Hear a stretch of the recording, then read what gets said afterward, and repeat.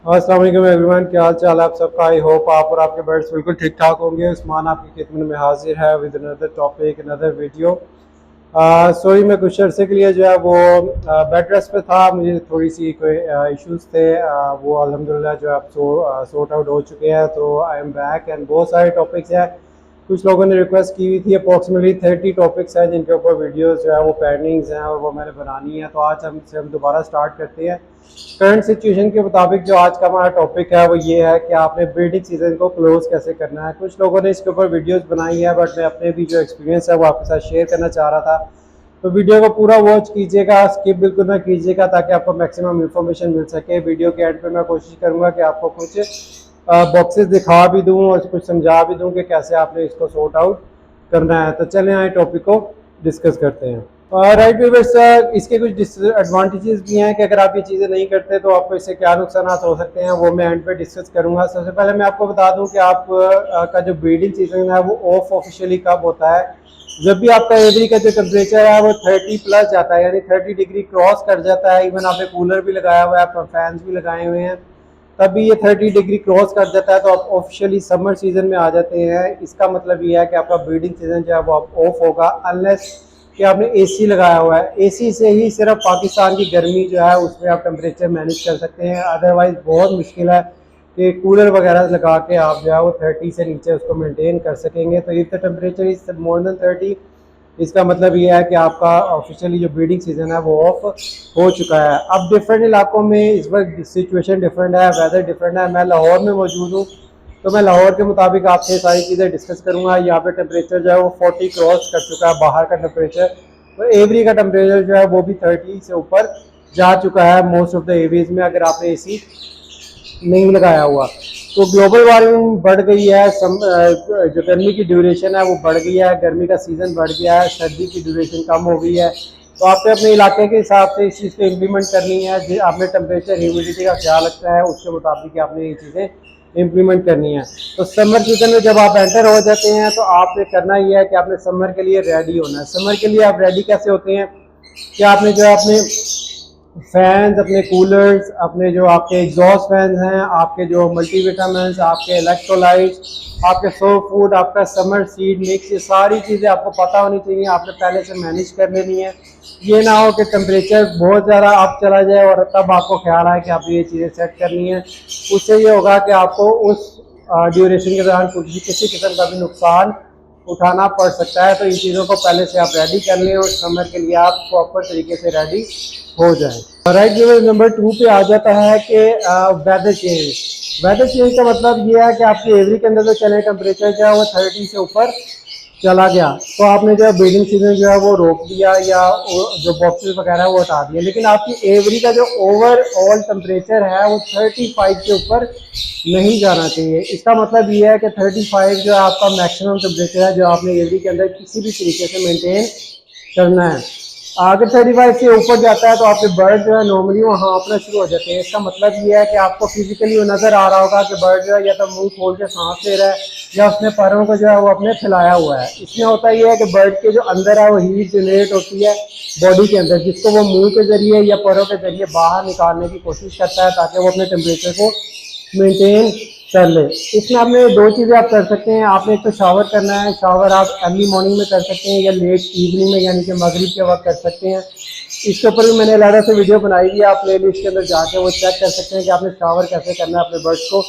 Secondly जो है आपने अपने बर्ड को जो है वो किसी भी तरीके से एवरी का टेम्परेचर मेंटेन करना है, अदरवाइज आपके बर्ड जो है वो एग्जॉस्ट हो सकते हैं, उनकी डेथ हो सकती है। उनको आपने किसी भी तरीके से टेम्परेचर मेंटेन टेम्परेचर के अंदर रखना है। नंबर 3 पे आ जाता है कि वेरी इंपॉर्टेंट कि आपने लेइंग कैसे रोकनी है अपने बर्ड्स की, अपने बर्ड्स का जो बॉक्सेज है वो कैसे उतारने हैं। इसमें कुछ सिनेरियोज है। पहला सिनेरियो मैं आपको बता दूँ वो ये है कि आपके जो चिक्स हैं प्रीवियस पिछले क्लच के वो हैच हुए हुए हैं और वो सेल्फ हो गए हुए हैं, वो आपके पेयर के साथ ही हैं और आपका पेयर जो है वो दोबारा मीटिंग की तरफ आ रहा है। आपको ऐसा लग रहा है या तो वो मीटिंग कर रहे हैं, आपने देख लिया उनको, या वो मीटिंग की तरफ आ रहे हैं। इस सूरत हाल में आपने फ़ौरन बॉक्स हटा देना है। आपकी फीमेल जो है वो शायद 1 या 2 एग जो है वो हैच करेगी, ले करेगी। वो नॉर्मली जो केज है उसके फ्लोर पे ही कर देगी। इसमें कोई ऐसा वैसा कोई इशू नहीं है, that is very very much normal. आपने बॉक्स फौरी हटा देना है तो ज़्यादा एग जो है वो ले नहीं करेगी और आपका ये सिलसिला आगे नहीं चलेगा।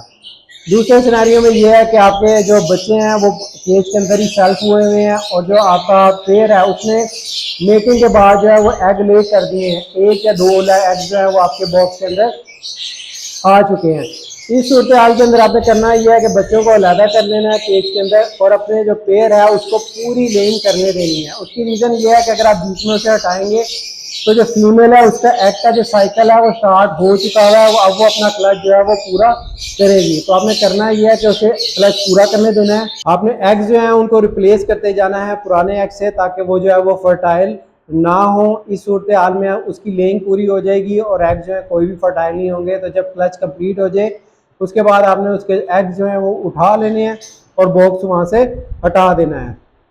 तीसरा सिनेरियो ये है कि उसने लेइंग कर दी है और उसमें से कुछ एग्स जो है वो फर्टाइल भी हो चुके हैं। तो फर्टाइल एग्स को तो आप नहीं फेंक सकते, उसमें आपने करना ये है कि फर्टाइल एग्स को आपने कोशिश ये करनी है कि आप किसी तरह उसको फोस्टर करें।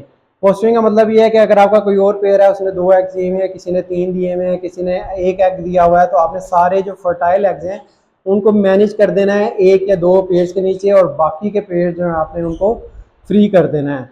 इसके अलावा जो चौथा सिनेरियो है वो ये है कि एग जो है वो ले भी हो गए, फर्टाइल भी थे और आपके पेयर ने जो है वो हैचिंग शुरू कर दी, यानी कि आपके एग जो है वो हैच हो चुके हैं और बच्चे उनमें से या तो निकल आए हैं या आहिस्ता आहिस्ता निकल रहे हैं। इस सूरत हाल के अंदर भी आपने करना ये है कि आपने चिक्स की फॉस्टिंग करने की कोशिश करनी है, यानी कि सिमिलर एज के जो चिक्स हैं, सिमिलर एज वाले चिक्स जो हैं उनको दूसरे चिक्स के साथ मिक्स करके आपने नीचे इंक्यूबेट करने फोस्टर करने की कोशिश करनी है। लेकिन इसमें मेक श्योर ये करना है कि जो एज है उनकी वो लेस देन 15 हो, यानी कि अगर आपका बच्चा जो है वो 15 दिन से ऊपर जा चुका है फिर आपने उसको फोस्टर नहीं करना, क्योंकि फोस्टिंग में फिर मसले मसाइल आते हैं चिक्स के। समटाइम पेरेंट्स एक्सेप्ट नहीं करते, समटाइम अगर वो डिफरेंट कलर्स के होते हैं तब भी उनको वो फीड नहीं करवाते और बड़े किस्म के इश्यूज इसमें शुरू हो जाते हैं। तो बच्चे जो फोस्टर करने हैं उनकी एज लेस देन 15 डेज होनी चाहिए। तो हमारा ये सारा करने का मकसद सिर्फ यही है कि आपके मैक्सिमम पेयर जो हैं वो फ्री हो जाएं और कम से कम पेयर जो हैं उनसे आप इंक्यूबेशन करवाएं या उनसे बच्चे जो हैं वो पलवाएं। नंबर 4 पे जी वेरी वेरी इंपॉर्टेंट, आपने ये चेक कर लेना है कि आपका सीड मिक्स, आपका सॉफ्ट फूड, आपके मल्टीविटामिन आपको पता हो कि आपने क्या क्या चेंजिंग करनी है अपने इन चीज़ों के अंदर। इसके ऊपर मैंने एक प्रॉपर वीडियो सीड मिक्स वाली बनाई हुई है, जिसने वो वीडियो नहीं देखी वो मेरी प्लेलिस्ट में जाके चेक कर सकता है। आपने सीड मिक्स के अंदर से जो गर्म चीज़ थे वो सारे निकाल लेने हैं। सॉफ्ट फूड के अंदर गर्म चीज़ें कोई नहीं देनी है उनको।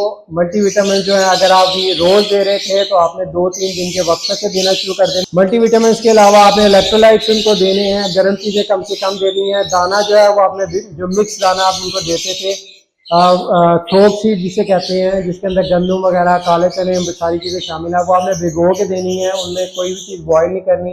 एग जो है उसको योग के बगैर यानी कि जर्दी के बगैर देना है। तो ये इन चीज़ों का आपने बहुत ज़्यादा ख्याल करना है, क्योंकि अगर आप गर्म चीज़ें उनको प्रोवाइड करते रहेंगे तो आपके बर्ड जो है वो हीट पे आते रहेंगे और वो ब्रीडिंग करते रहेंगे या एक दूसरे से वो लड़ते रहेंगे या बहुत ज़्यादा एक्सटेंसिव प्लकिंग करेंगे या जो है वो अपनी मोल्टिंग पे आ जाएंगे। आजकल आपको पर भी बहुत ज़्यादा अपनी एवरी में नज़र आ रहे होंगे।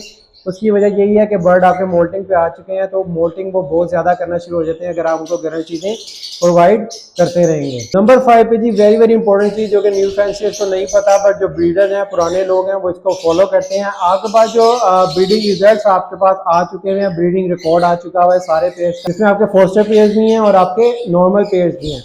उससे उसमें करना आपने ये है कि जो आपके अच्छे पेयर हैं, जिन्होंने अच्छी ब्रीडिंग की है, अच्छी इंक्यूबेशन की है, बच्चे अच्छे तरीके से पाले हैं, उनको आपने सेपरेट कर लेना है, उनका रिकॉर्ड नोट कर लेना है।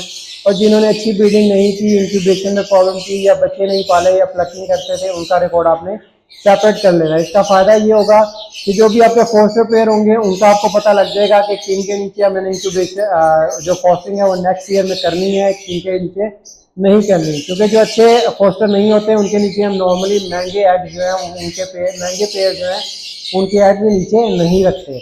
और अगर कोई आपके ब्रीडर पेयर थे तो आपने उनकी पेयरिंग तोड़ देनी है और तोड़ के उनको डिफरेंट बर्ड के साथ पेयरिंग करने की कोशिश करनी है। उसका फ़ायदा ये होगा कि उनके रिजल्ट जो है वो पहले से बेहतर हो जाएंगे। राइट जी, एंड के अंदर मैं आपको ये इनके कुछ डिसएडवांटेजेस बता दूं। उनमें सब उसमें ये है कि अगर आप ये चीज़ें फॉलो नहीं करते, टाइम पे ब्रीडिंग सीजन को ऑफ नहीं करते, तो आपको इसके नुकसान क्या हो सकते हैं? नुकसान में पहले नंबर पे ये होता है कि बॉक्स के अंदर जो आपका टेम्परेचर होता है वो एवरी के टेम्परेचर से 1 डिग्री ज़्यादा होता है, 1 या 2 डिग्री। तो फीमेल को अगर बहुत ज़्यादा ही गर्मी महसूस होगी और वो इंक्यूबेट कर रही होगी तो देयर इज अ चांस कि वो अंदर ही एक्सपायर हो जाएगी, आपका बर्ड अंदर बैठे बैठे ही मर जाएगा और आपको पता भी नहीं चलेगा। ये इसका पहला नुकसान है। दूसरा नुकसान ये है कि एग्स अगर वो इंक्यूबेट कर रही है तो उसे गर्मी फील होगी और वो इंक्यूबेशन से उड़ जाएगी। उसमें ये होगा या तो एग्स जो है वो फर्टाइल होंगे ही नहीं, अगर फर्टाइल हो जाएंगे तो वो डेडिंग शेल हो जाएंगे क्योंकि वो ज़्यादा इंक्यूबेशन करेगी नहीं। नंबर 3 पे ये होता है कि अगर इंक्यूबेशन कर ली है, फर्टाइल भी हो गए हैं, एग हैच हो गए हैं, तो फिर सिनेरियोज ये क्रिएट हो जाते हैं कि बच्चों को खाना खिलाते खिलाते फीमेल मेल या दोनों पेयर जो है आपका वो एग्जॉस्ट हो जाता है, थक जाता है, या उन्हें बहुत ज़्यादा हीट फील होती है जिसकी वजह से या तो वो खाना खिलाएंगे नहीं, और अगर खाना खिलाएंगे तो बच्चों को मारना शुरू हो जाते हैं। उसमें ये होता है कि बहुत ज़्यादा प्लकिंग शुरू हो जाती है, आपको ब्लड निकलना शुरू हो जाता है चिक्स के ऊपर से। मुझे बहुत ज़्यादा मैसेजेस विद पिक्चर्स आए थे कि बहुत सारे लोगों के साथ ये मसले मसाइल हुए थे। उसकी वजह यही थी कि आपका जो पेड़ है वो एग्जॉस्ट हो गया था, वेदर की वजह से टेम्परेचर ज़्यादा हो गया था। तो इसमें इस किस्म के मसले मसाइल आपको पैदा हो सकते हैं। फिर आपको जो है वो चिक्स उठाने पड़ेंगे हैंड फीड से। अगर आपको हैंड फीड नहीं आती करानी तो आप एक अलग किस्म के मसले में फंस जाएंगे, और अगर हैंड फीड आती भी है तब भी आपको ज़्यादा टाइम देना पड़ेगा। तो इस किस्म के इश्यूज आपको हो सकते हैं अगर आप टाइम पे अपने ब्रीडिंग सीजन को ऑफ नहीं करेंगे। व्यूअर्स ये देखें, ये मैं आपको कोई चीज़ बता दूँ। ये देखें, ये एक पेयर है, ये मेरा फोस्टर पेयर था, ठीक है। ये जो पेयर है अभी बच्चे सेल्फ नहीं हुए थे सही तरीके से, लेकिन मैंने पहले ही बॉक्स उतार दिया ताकि ये दोबारा ब्रीड पे ना आए। ये इसका सबसे बेस्ट वे है, सारे बच्चे जो इसके साथ बैठे हुए हैं। और ये मेरा फोस्टर पेयर था लेकिन इन्होंने लेइंग कर दी हुई थी तो मैंने इनके बच्चे इनको हैच होने दिए। ये देखें, ये दूसरा सिनेरियो है। यहाँ पर हुआ ये है, ये भी मेरा फोस्टर पेयर है। इसने जो है वो बच्चे देखें अभी सेल्फ होने वाले हैं, लेकिन इसने साथ ही उसके अंदर देखें ये बच्चे भी हैं, साथ ही लेइंग शुरू कर दी है, ठीक है। अब यहाँ पे आप देख रहे होंगे मैंने इसको नेस्टिंग वगैरह कुछ नहीं दी हुई क्योंकि मैंने ये जो है इसको हैच नहीं करवाना एग्स को।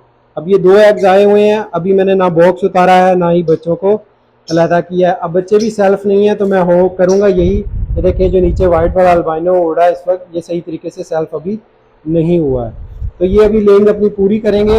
ये जो एग्स है ना, मैंने इसके ये एग्स उठा के मैंने इसके नीचे 2 पुराने वाले एग्स रख दिए हैं जो कि फर्टाइल नहीं होंगे। तो ये लेइंग अपनी पूरी करेगी और एग्स जब पूरे हो जाएंगे तो मैं बॉक्स और ये सारा कुछ उठा लूँगा। इस दौरान जो है ये बच्चों को भी खिलाते रहेगी। जो ये वो सामने आपको बच्चा नज़र आ रहा है जो सेल्फ नहीं हुआ उसको भी मदर खिलाती रहेगी। तो ये सेल्फ भी हो जाएंगे, लेइंग भी पूरी हो जाएगी और ये फर्टाइल भी नहीं होंगे, ठीक है। ये एक पेयर था। ये देखें ये भी फोस्टर पेयर है, इसके बच्चे मैंने निकाल लिए हुए हैं, लेकिन ये फीमेल देखें अभी आपको नीचे लोडेड नज़र आ रही है। ये जो फीमेल है ये दोबारा लेइंग पे आ चुकी हुई है। तो इसके 2 एग जो आ चुके हुए थे तो मैंने अब इसको इसका क्लच कंप्लीट होने दिया है। इस पर भी मैं यही करूँगा, जैसे ही एग ले करती है मैं वो एग उठा लेता हूँ और पुराना एग वहाँ पे रख देता हूँ ताकि हमने इनको स्ट्रेस से बचाना है। मैं आपको एक पेयर दिखाता हूँ।